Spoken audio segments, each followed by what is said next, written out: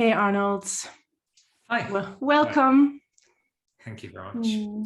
Thank you for being here with me today. I'm excited to talk to you again. And I say again because we've known each other for quite some years, you and Claire. I met you in South Africa when I was doing the Journey Practitioners course. Brandon Bays and Kevin Billett, they were there, and you were there. Yeah. But at that time, you were there as I think the light and sound technician guy. Yes. And yeah, that's like already 14 years ago. It's it's been quite a journey since then. And so I'm really interested to hear like your story, how, because I know that now, you play a big part as well, you and Claire in the journey. You're a presenter. I know that in the time in between, you also did something, you created your own business. If I'm correct, it was Dogma Detox. Yes, yeah, exactly. And maybe other things too, you can tell me about it. But how did that transformation occur? Do you remember the moment when you realized like that work that you were doing at that time, like with the light and sound, where you realized like, hey, I feel like there is a different purpose for me?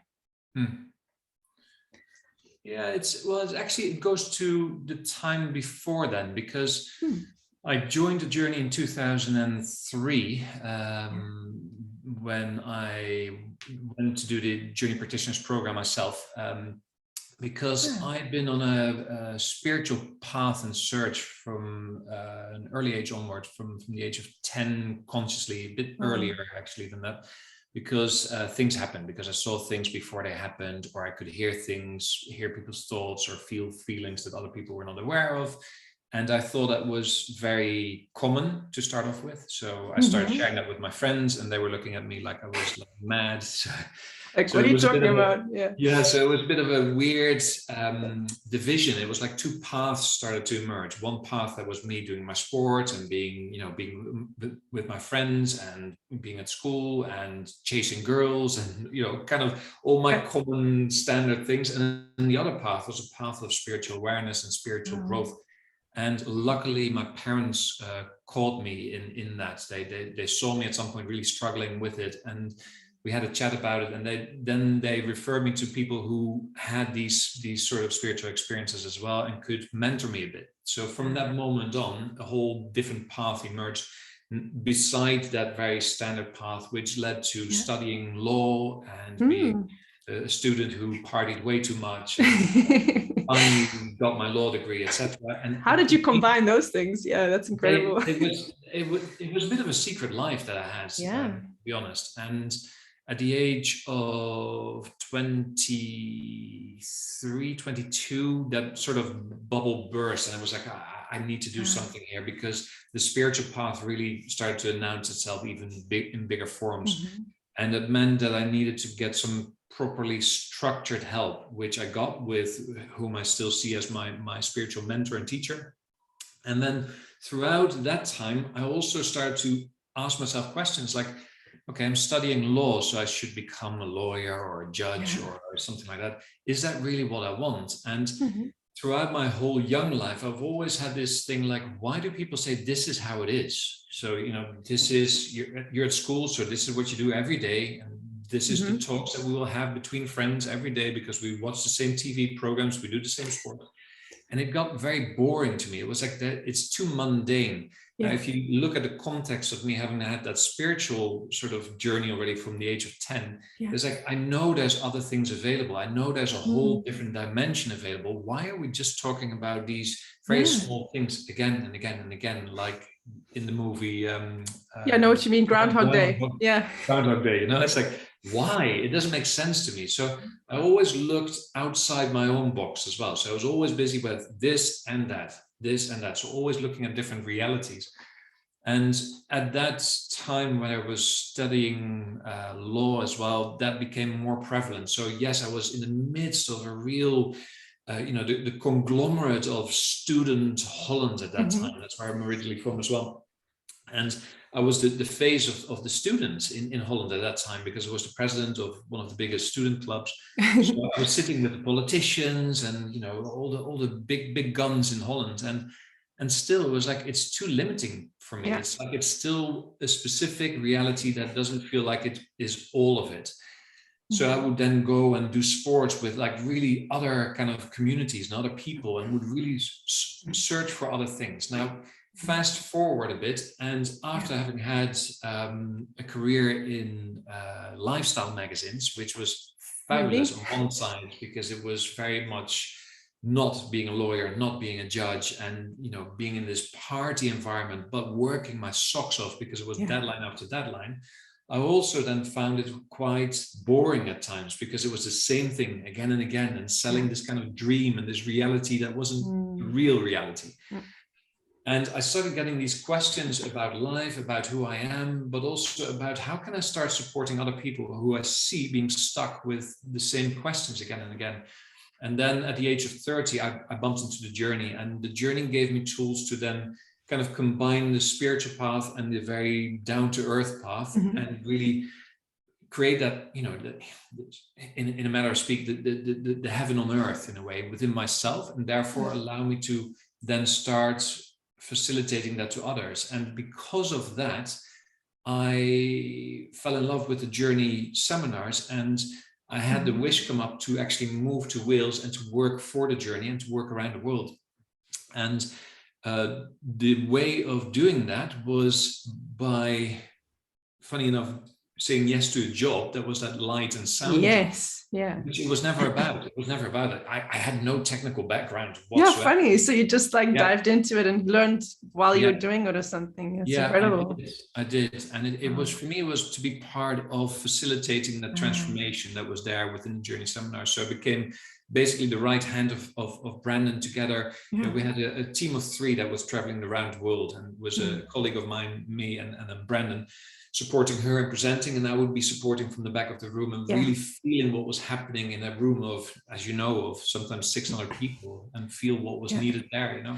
I remember that. I remember Brandon also making a comment that like she would think of a song that she wanted to be played, and you'd like play it without her having to ask you. I remember saying that. Yeah, it was all about connection in that way, and about energy, and about learning to read that. So having that specific job of the technology was really catering for me in a way to allow myself to grow in that environment. And a couple of years later, she asked me to start presenting the seminars as well. And then from there onwards, I also saw like even that as a reality to me was just a reality, but there was more available. And when I started using these tools within organizations, for instance, it became quite limiting. It was like, this doesn't work, so I need to have different skills. So that's when I started writing books and developing my own methods to allow that to come in as well. So it's always been this and that. That's basically what Dogma Detox, what you refer to, is all about.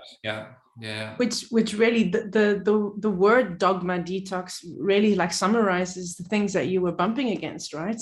It's like the dogma of people being in the same routine, like being fed certain beliefs, like this is how it's done. This is how it's supposed to be. When you do this, it's accepted, you know, that kind of programming, like in that sense, and detoxing from that dogma. I think it's a brilliant name. That name was actually funny, like a little burst of inspiration when I saw another book being launched by a really well-known author. I won't mention his name because I think that's not fair.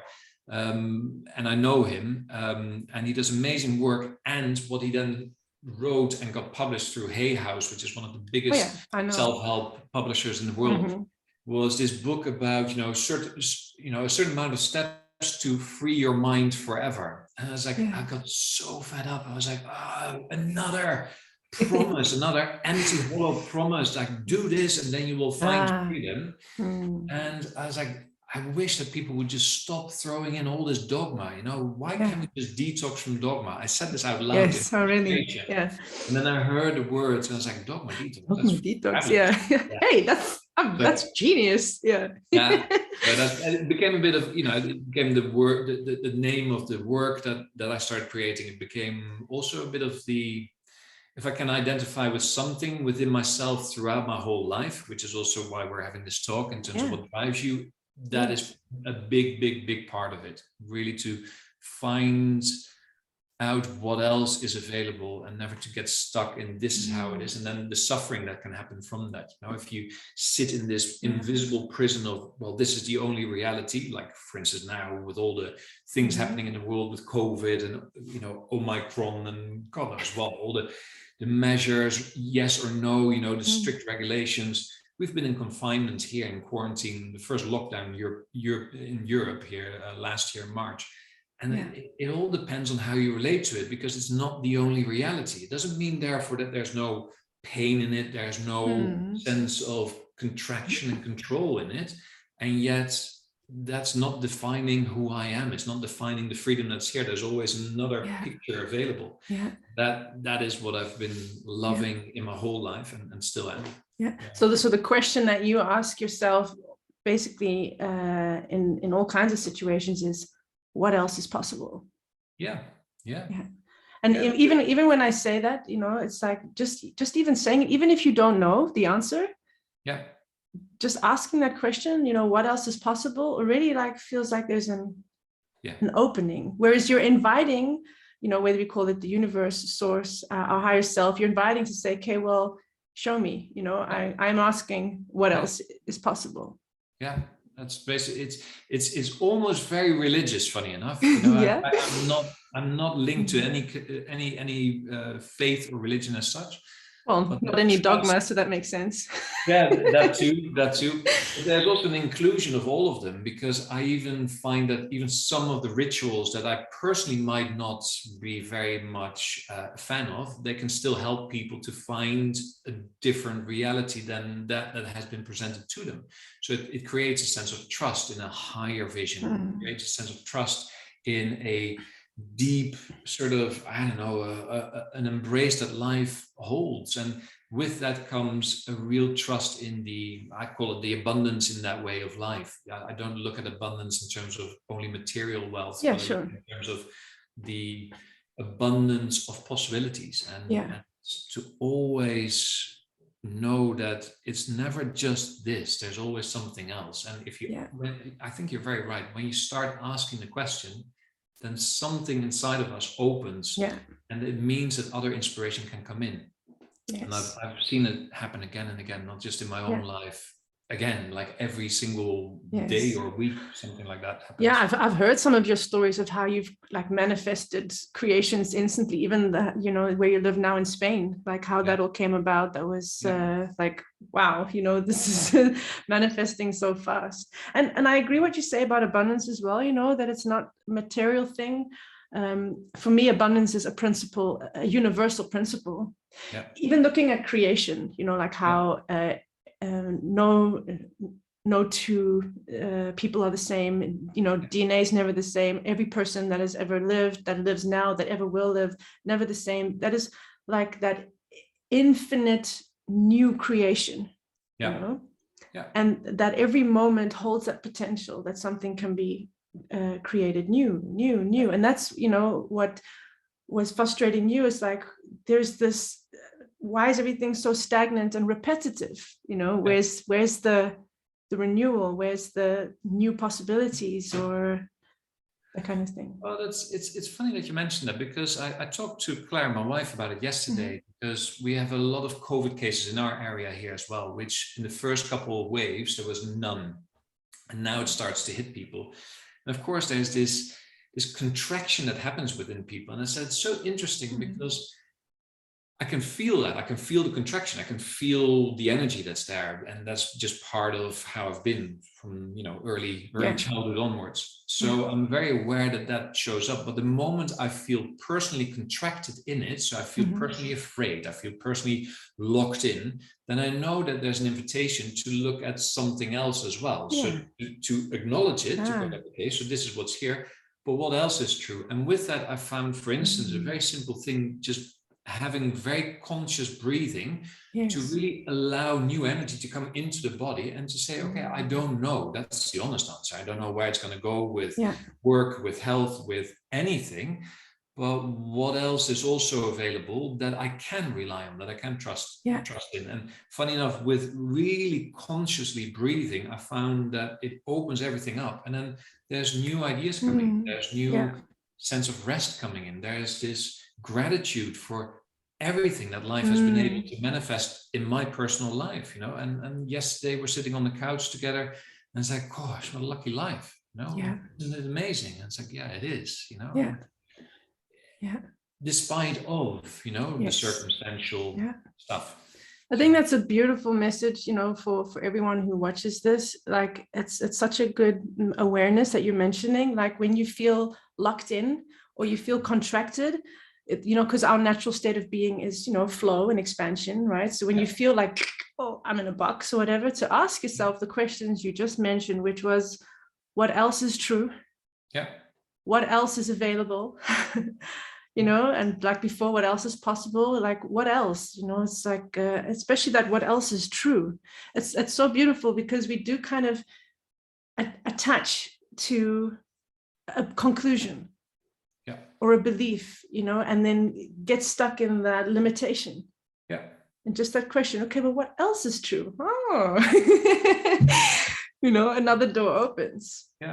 Even and especially also the way you say it, like, even if you don't know what the answer is, but just the question is, it takes you away from assumption, basically. And if there's anything I learned on a cognitive level that was really helpful for me, and I use it again and again, is that whole idea of assumption. And if you have it in English, you know, assume, you know, it makes an ass out of you and me. It's like, assumption is you know, the biggest enemy to all availability of any kind of reality. You know, it says, well, this is the only way it can be. And it's like, well, that's not true, because that might be true for you, but it's not true for the other person. How does that work in the same situation? So if we're wanting to feel free and authentic in a life that's there for us, which I think it's amazing that we have been given this lifetime to express ourselves, to experience everything that comes through, the ups and the downs, the highs and the lows, because it's not about, you know, peaking in absolute bliss, because I don't believe that that's true. But I believe that bliss and the gratitude is the context in which all of it can take place, you know, the ups and the downs. So then all of a sudden it becomes this real easy way of, you know, kind of connecting with all of life. And the moment we leave assumption behind in everything, like the moment we think this is what is true, it's like, is that really true? Can I know this to be true? Or is there another reality available to me? You know, that innocence really is there another reality available to me? I like that. This is true. It's like, I think we do this all the time, and I mean, like, myself too, but I'm luckily nowadays like aware of it, and I can try and change that within myself. But even from past experiences, assuming that someone is going to respond in the same way, you know, or this person is probably going to be angry if I say that, you know, or won't understand, or whatever it is. That's also like assumptions based on my fears or maybe past experiences. You know, what if this person were to have the opportunity to respond without me assuming how he or she would respond? I wonder what it would be. And the moments that I've given the space to a new experience, I've always been pleasantly surprised. I was like, oh, that wasn't as bad as I thought it would be. It's just that our cognitive mind that works with all the assumptions is so limited in terms of what it can project, because that's what an assumption does. You know, it's projecting an experience from the past into the future, and then that's what's being expected. Of course, it's very limited. There's so many other options. It's limited, and it's kind of like trying to calculate. You know, like, let me calculate, okay, how can I do this? If I say this like that, then this might be the possible outcome. You know, it's like this whole calculation thing, and it's like a false sense of safety, because we're trying to avoid, you know, uncomfortable feelings or conflict or rejection, whatever, you know. And like you said, if we're going to open ourselves to all of life, that means, you know, can I just be my authentic self and express myself freely? And let me just experience whatever happens, you know, and be okay with, you know, like the downs, and not only want the peaks, like you said. Yeah. And I think you touched there also on something that's really close to my heart. It's like the dance with fear, instead of the dancing around fear and moving away from any kind of fear. It's like, well, of course, if I have no control over my expression, if I want to be uncompromised in my own authentic true self, if I want to just speak whatever feels true to me now, not knowing if it's right or not, but I can speak it in this relationship, not knowing how the other is going to respond, then, what will that be like? What does that feel like? And of course, fear shows up. And fear, it can be fear of the unknown in general, and more specifically, there will be some, if I dramatize a bit, some version of a fear of death or a fear of non-existence showing up. Yeah, it does boil down to that. Yeah, well, in a way it is. And I've done lots of extreme sports as well, where I faced it on a physical level and a mental level, but on an emotional level, working with that, which is what the journey does, for instance, is really beneficial to dance with, to welcome those fears that are there, that show up, and then to, despite those fears being there, and while welcoming them, to still decide, yes, I'm going to go through with it anyway. So having the courage to be with that fear and say, okay, let's try this. And then you get proven wrong so many times. Your mind gets proven wrong so many times in terms of the assumption. The assumption is, if I do this, then that bad thing will happen. And it's not my experience. Most of the time it isn't. And then you get to this thing which we laugh about it a lot. Like Claire and I are quite different. I'm very without compromise. I don't enjoy compromise. I can find middle ground where it's needed, but compromising for the sake of compromising has not been part of me. It's not been part of my soul's purpose, my soul's energy, if you want to call it that. My heart doesn't resonate with that. I don't understand it. I don't understand politics because of that either. For me, it's like, things are clear right now. Let's go with that right now. And then the next moment will be revealed, and then we'll take care of that. Any other version of that, that's the compromised version within myself, I don't know. I just don't get it. I hear what you're saying. So, and that's true for this day and age as well. I mean, you can sit down and go like, poor me with COVID, or I can't travel, or I can't do my everything's work. Against me. Exactly. And then you are compromising your own authenticity and freedom that's here waiting for you to engage with it. So the question is more like, okay, so what else is available? And that allows you to move away from that invisible compromised prison, or compromising prison.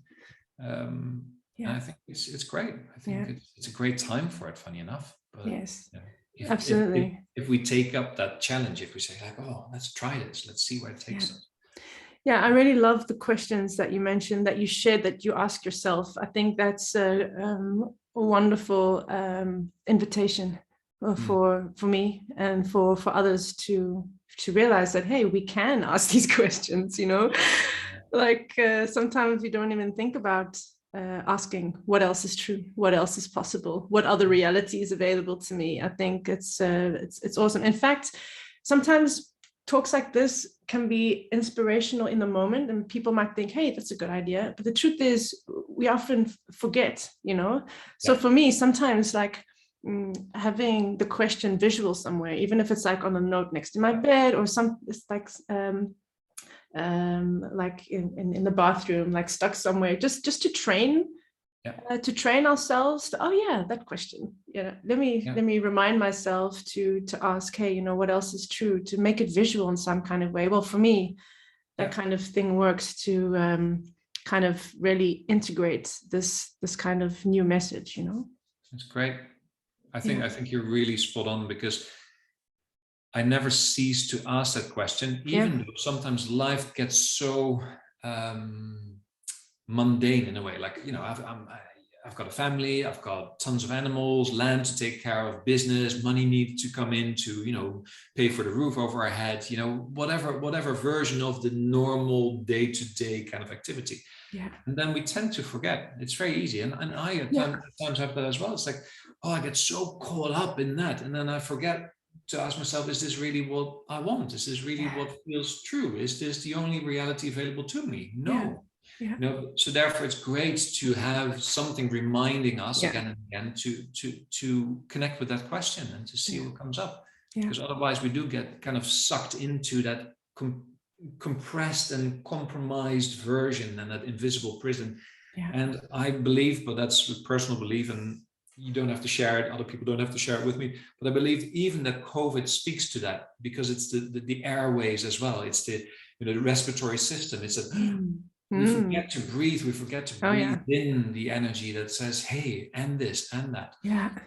And I think there's a link there. I'm pretty much very certain of it because of my own experiences. And, beautiful perspective. So I have one more question. And that is, well, you've already given a lot of very beautiful messages and practical ones too. I'm definitely going to implement them.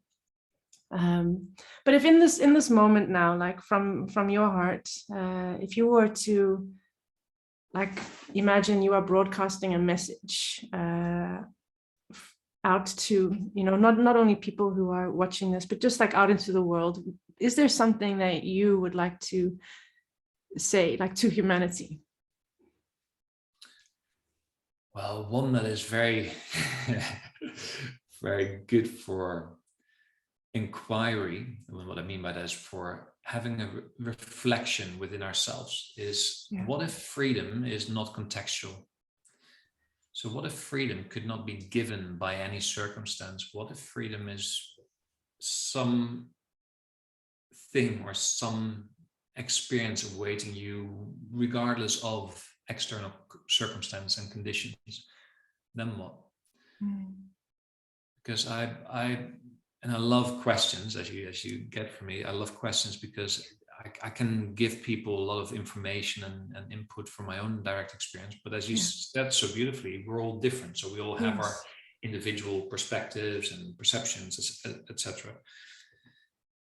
And at the moment, because there's such a polarity going on, and especially I know in Holland as well, where you are, the anti-vaccination or the pro-vaccination, and you are, limiting my freedom. No, you are limiting my freedom, because if you get your vaccine, then we can all get on with life.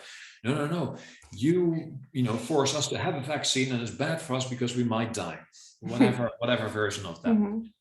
And what I find is that the biggest mistake that is being made there, what people seem to really have locked onto, is like something out there can give us that freedom you're referring to. And it's not true.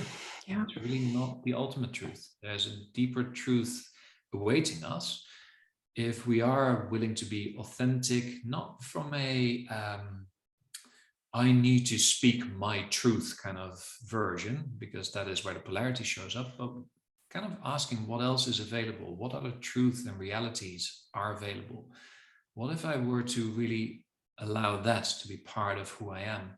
Then what becomes available? And the more we ask those kind of questions, then there is another version of freedom that's there, which I know you know as well, because I know you've been looking into that as well. And then you find that no government, mandate, no COVID measure, no vaccine or no vaccine can take away any of that particular freedom. It has no influence whatsoever. And I find it really, if there were something that I could emit on a energy level, that like freedom is really non-contextual. It's not dependent on anything. Would you say it's a state of being? It's something that can be experienced once we let go of all the expectations, of all the demands, of all the control mechanisms, of all the you should be doing this and you should be doing that. Once we meet and welcome the fears, once we say, okay, there's fear here, fear of death or non-existence, fear of the vaccines doing something, fear of I cannot travel anymore like I used to, fear of losing our identity as such. Once we welcome all of it in that big melting pot, then there's a real detoxing from that dogmatic prison. I really believe that there's a real sense of, breath returning into our body. And from that, then it doesn't matter what we relate to and connect with in each moment. There's always this freedom. There's always this freedom is. Yeah, it is. It is what Brendan spoke about in our book. Yeah. I really, in my own experience and my own version and my own words, if I can call it that, because we all have our different flavors of it. Yeah. I really would broadcast that as well. Yeah. Would love to share that. Yeah, so that people realize deeply that their freedom is not dependent on any outside factor or happening or whatever. That freedom is beyond that, and it's something that is always available, and something that we can tap into unconditionally. Yeah, it's exactly that. And what it does in a way, it really allows polarity to melt within ourselves and between us as well. Mm-hmm. It allows the rights and wrongs, which I've been a real big, warrior for, like this is the right way, this is the wrong way. It allows all of that to melt. And it does give that underlying sense of freedom in each and every moment, even if we experience a high or a low, even, because it happens in life, life does its thing anyway, we get confronted with things that sometimes are painful, but then when there's this freedom, this love, this true authenticity as such, still there, it's like, it doesn't go anywhere. And then life is amazing, no matter what. That's a relief. That's a relief. I'm so glad freedom is not going anywhere. It's like, yes, right here. Yeah. Beautiful. Thank you. Yeah, I think that would be it. Yeah. Thank you very much. I believe absolutely that message has been broadcasted. And I want to thank you so much for your time, for your authenticity, for sharing your hearts and yourself with me and with everyone. Thank you for taking part in this. I really appreciate it. You're welcome. It's very beautiful to have this conversation and to just let it all happen that way. Yes. Yes, absolutely. Really enjoyed it. Awesome. So I wish you a beautiful day and lots of love to you and your lovely family. Likewise. And see you soon. Okay. Yes. Okay. Bye. Bye.